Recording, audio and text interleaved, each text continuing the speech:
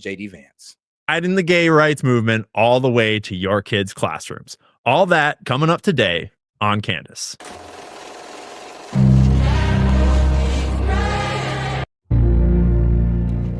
Let's get it. Welcome back, guys. Last week, Candace put me on to JD Vance's name changing, and I have not been able to stop thinking about it ever since. Because I knew that JD Vance had some sketchy history and some dark forces behind his political rise, but I didn't know how much I didn't know. And shout out to my man. Oh yeah, Castro. He says, "Set. Check the general Discord." Actually, I'm on it right now. I'm on the general Discord right now. Ironically, here we go, and we're gonna go ahead and. Oh, what? Really? 5 hours ago. All right. In the light of President Trump's statement. All right. Cool.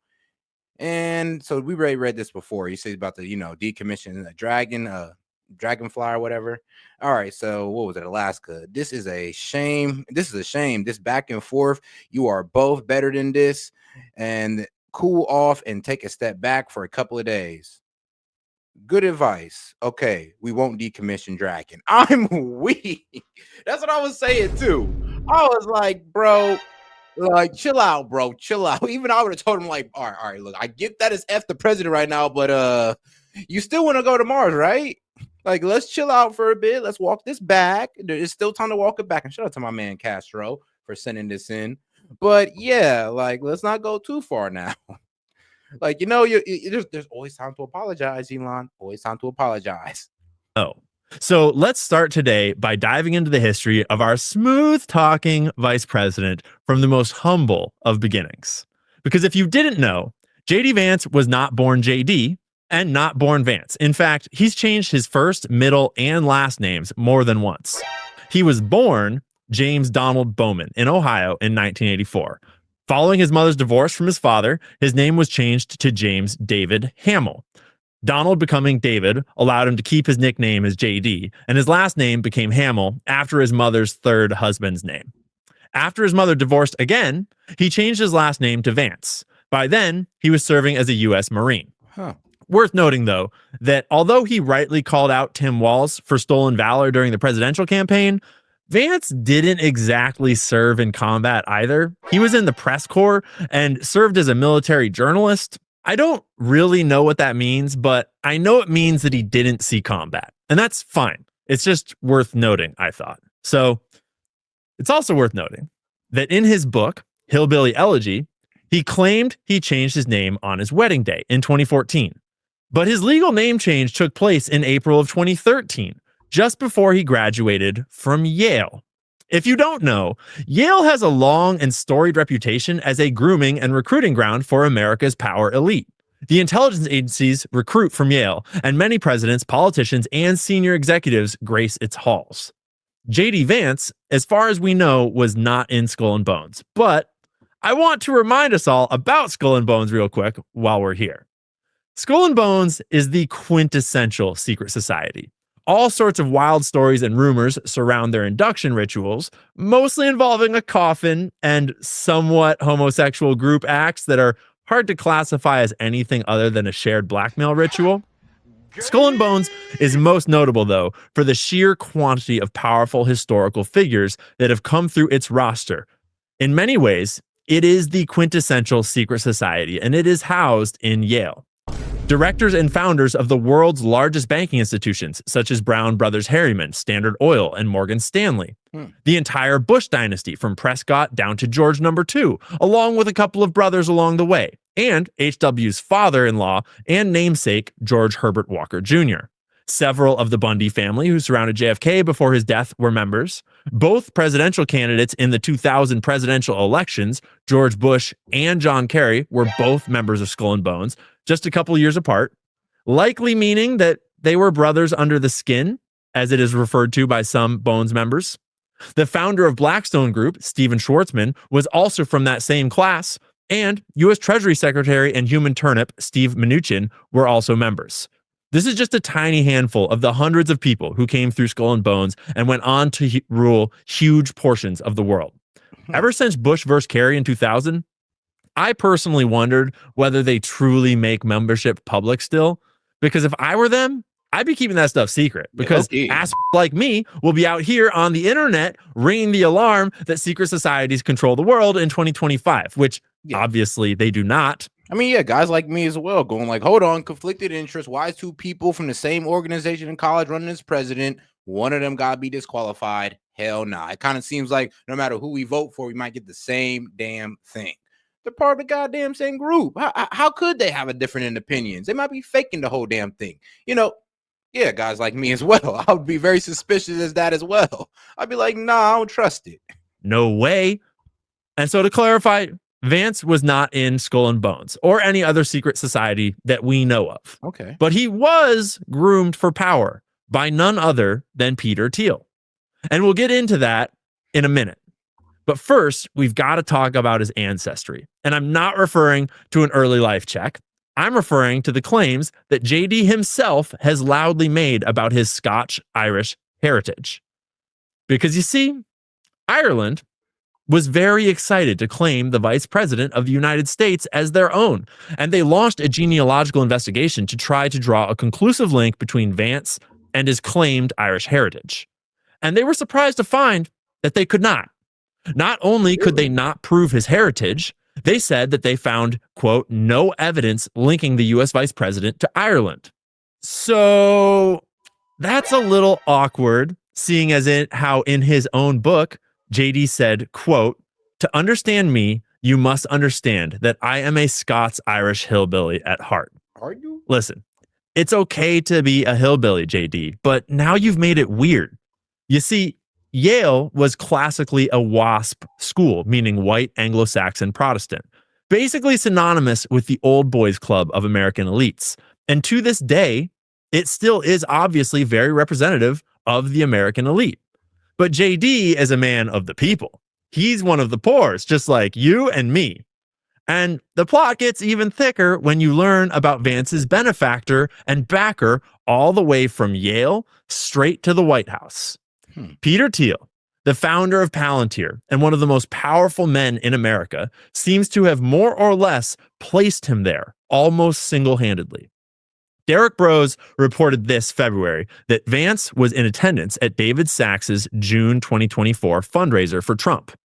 And real quick, Sachs and Teal go way back to PayPal, where David Sachs was the chief operating officer. But these days, Sachs is a billionaire venture capitalist with investments in Palantir, Facebook, SpaceX, Airbnb, and Uber, just to name a few. He was also just named AI and crypto czar by Donald Trump. And that's not to say he's evil, just to say that he's not like you or me, and that he runs with a certain type of crowd and his interests are aligned with that same crowd. So Vance attended this Sachs fundraiser dinner, and according to two people with knowledge of the exchange during the event, Trump informally polled the room to ask who he should pick for vice president. David Sachs, Chamath Palihapitiya, and others all told Trump that he should choose Vance. So the tech billionaires wanted Vance. I don't know if Teal was at that party, but whether he was or not, all his friends were. But Vance owes much more than that to Teal and his circle of friends around him. He claims that he was first inspired to work in big tech after hearing a speech by Peter Teal at Yale Law School in 2011. In 2016, he became a junior investor at Mithril Capital, which is backed by Peter Teal. He then jumped on to Teal's personal recommendation to biotech firm Circuit Therapeutics. And in 2019, he founded his own venture firm, Naria Capital, with financial backing from, you guessed it, Peter Teal. Then, when Vance decided to enter politics, Teal gave him $15 million to his campaign, which is no small sum for a Senate race. And when that still was not enough, Peter Teal personally brokered a meeting with Trump and secured a Trump endorsement for Vance, which pushed him ahead of his opposition in the race. He was elected to the Senate in 2023, and just 2 years later was headed to the White House, once again with the funding and support of Peter Teal. Plus, along the way, he became a New York Times best-selling author on his very first try, and that book was picked up by Netflix themselves and turned into a giant blockbuster hit with A-list actors. Even though it earned the rare distinction of a leading actor being nominated for a performance award by critics and an award for how terrible a performance was by the audience for the exact same role, when you dig into the question of who wrote this book, It's not exactly clear. None of his editors or anyone involved with the book seems super eager to talk about it, and friends from law school seem not to have had any sense that JD was such an authorial genius.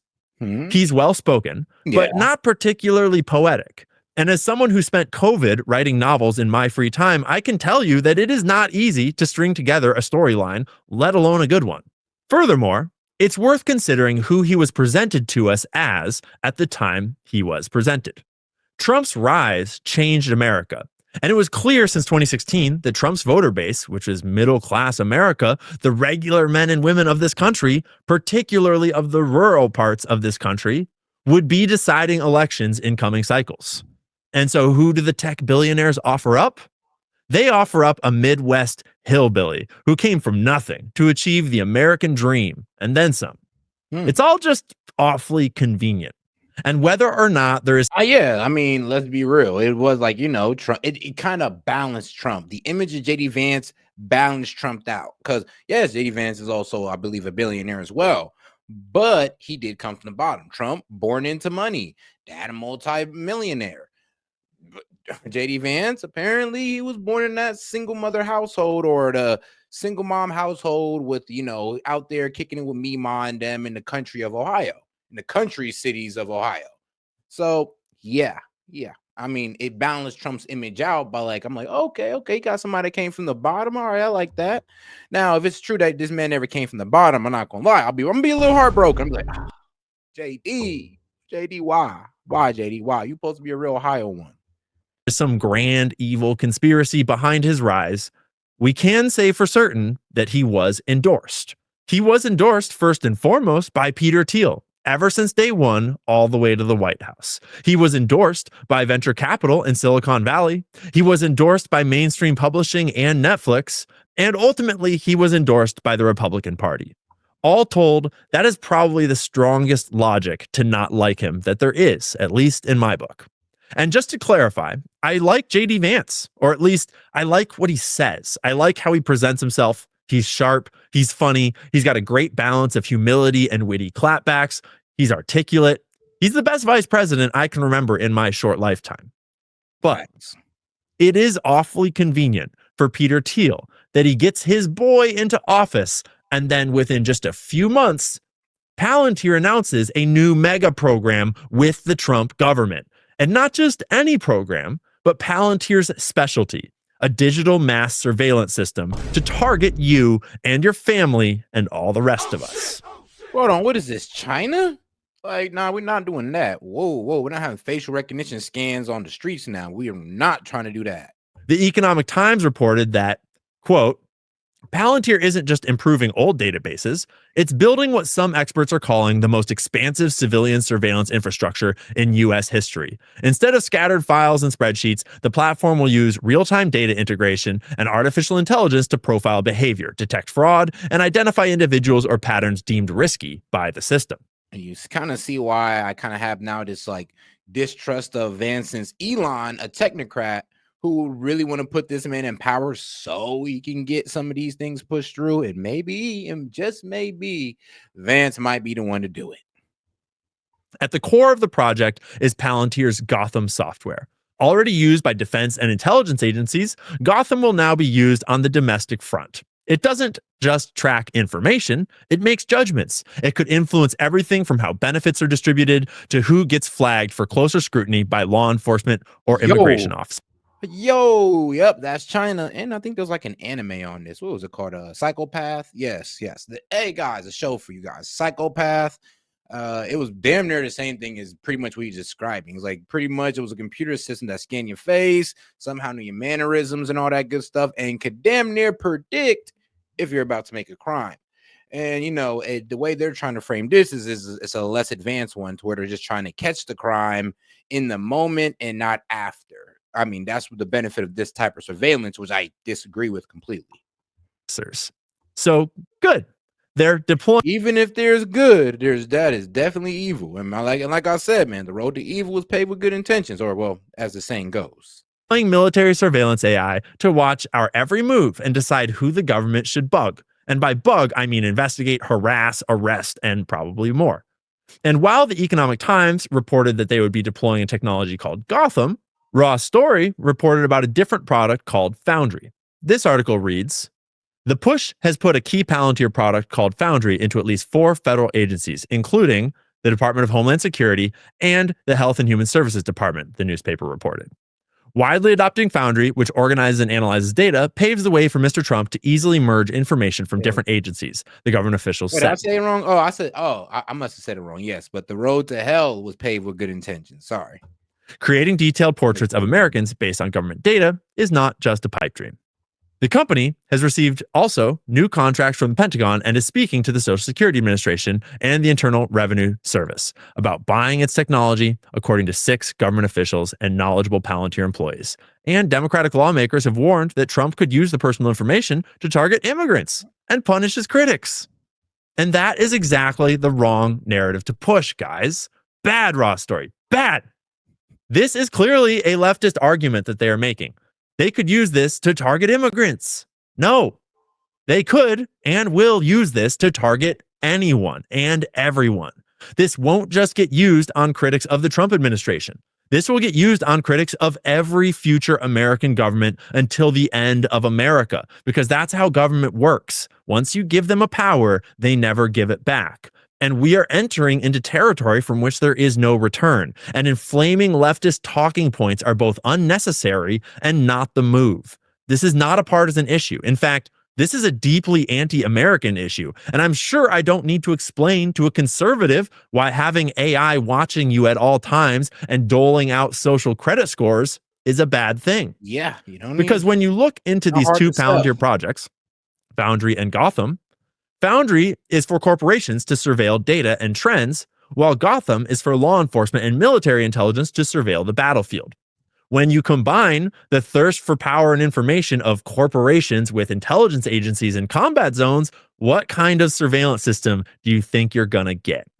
Listen, I am sure that Peter is a perfectly nice guy, despite his opinion that our tax dollars being used to bomb children in Gaza is really none of our business and we should defer to Israel. But even if Peter Teal creates the system with the noblest of intentions, who's the next guy that's going to be in charge of it? And then the next. I mean, it's a good thing that there's no corrupt people in the US government who might have access to all of your personal medical, financial, social, digital, and movement data, because if there were any corrupt people in the government, they might be able to do some really bad stuff with all that. Like, it's a good thing that Larry Ellison isn't in the government, or at least not since he retired from the CIA way back in the day before he founded Oracle, because he said some pretty effed up things about. But all right, now I'm pretty sure we get the connection between, JD Vance and the technocrats like Elon Musk, Peter Teal, and them. So you kind of see why my concern was when, JD brought up, oh, President first Elon, who wins? My money's on Elon. Trump should be impeached, and JD Vance should replace him. I'm like, yeah, okay, no, Ian Miles. Is that that better not be a Chinese last name? Should be impeached. JD Vance should replace him. It is absolutely stunning to watch it. Maybe that's why no one could look away today. A split for the history books. I mean, when you think about it, it's up there maybe with Brutus and Caesar, Hamilton and Burr. 2 men until just days ago claimed to just absolutely love each other. Well, I love the president. I just want to be clear about that. We have a new star. A star is born, Elon. Elon is great. He is from a different planet. He's the greatest guy.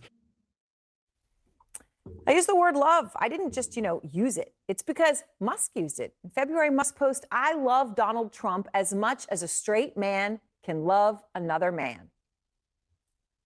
I mean, what else is there to say? Kristen Holmes is out front live from the White House. Kristen, from a post like that to what we are seeing today, I mean, it is an absolutely stunning. I mean, if you notice how both of them are smiling oh so hard about this, if I was them, I ain't gonna lie, I don't know how mainstream media does it. There gotta be like a cognitive disconnect where you guys are coming out smiling about this, but you guys were the same ones saying that this situation could never happen because Trump was just so bought by the billionaires. Remember, you guys are the main ones saying that what today couldn't even be possible the way you guys are running your stories, the way you guys are running yours, honestly, the campaign against Elon. Let's be honest. So it is funny how they're sitting here smiling about this. And I'll be honest, it is funny. It is quite funny. But the fact that they're able to sit here and smile about it, and they're the main one saying that this could never happen, is absolutely disingenuous to me. It's like, really? If anything, if you guys want to smile about this, can you start with an apology, pretty much saying, you know what, guys, I don't think that Trump is. I don't think that Trump is bought by these billionaires, but there sure is trouble in paradise. Is there not? Breakdown. Yeah, and Aaron, I mean, we talked to a number of White House officials who really tried to downplay it, saying we've been through this before, but there really is no way to not acknowledge the fact that they haven't been through this exactly before, because we're talking about two of the most powerful men in the world. And a breakup like this, and so publicly and so personally, is one that they haven't seen in the same manner. Now, we are told that White House officials met behind closed doors at one point, discussed how they were going to react, and the directive from the top, and the top, of course, is President Trump, is to just keep focused on the quote-unquote big, beautiful bill. I mean, the thing we have to remember here is that this is Donald Trump's legacy. So all this talk about how personal it's getting, actually hitting the bill itself is as personal as it gets for Donald Trump. He also hit him at one point saying these tariffs are going to sink the economy into another recession. That was Elon Musk after Donald Trump. Another pretty harsh blow for Donald Trump, a man who believes his entire legacy is going to be built on this bill, these tariffs, the trade wars, the trade deals that they have, clearly here trying to kneecap him. Now, just moments ago, we heard from Carolyn Levitt. Yeah, but as it looks like it, the Trump voters are still with Trump. And like I said, Elon hasn't really stated any like real position, and he's honest. He hasn't been able to defend the fact that, well, it does look like you are just kind of upset that Trump didn't give you your EV tax credits. Be honest. Now, like I said, he did say, "Oh, that's not it." But I don't know, man. We're kind of looking at you with the side eye, like, then why are you doing this? And then why aren't you proposing what cuts can be done? If you done read this bill and you don't look through it and you're so disgusted by it, then tell us how it can be better, Elon, instead of just bashing it online. The press secretary who was responding to Elon Musk saying that Donald Trump's name was in the Epstein files. And this is what she said. She said, "This is an unfortunate episode from Elon, who is unhappy with the one big beautiful bill because it does not include the policies he wanted. The president is focused on passing this historic piece of legislation and making our country great again." Obviously, there again, Aaron, the directive from the top, keep it focused on the bill. Right. All right. Well, thank you very much, Kristen. Of course, Elon Musk has said he isn't happy with the policies in that bill, specifically the trillions of dollars that it will add to the debt, which goes against Doge. He believed that Trump actually wanted Doge. Out front now, Katie Drummond, global editor-director at Wired, which has broken story after story on Doge and Musk's relationship with Trump, and Ryan Mack, who covers Elon Musk for the New York Times and is also the co-author of Character Limit, How Elon Musk Destroyed Twitter. Katie, you hear Kristen's reporting. They had Elon Musk saved Twitter, man. If it wasn't for Elon Musk, bro, Twitter would have been dead. I mean, I didn't join Twitter until it became X, to be quite honest with you. Like, I was never active on Twitter at all until it became X. And literally, that's probably the only reason, because of the name change. Because I'm like, what? Twitter get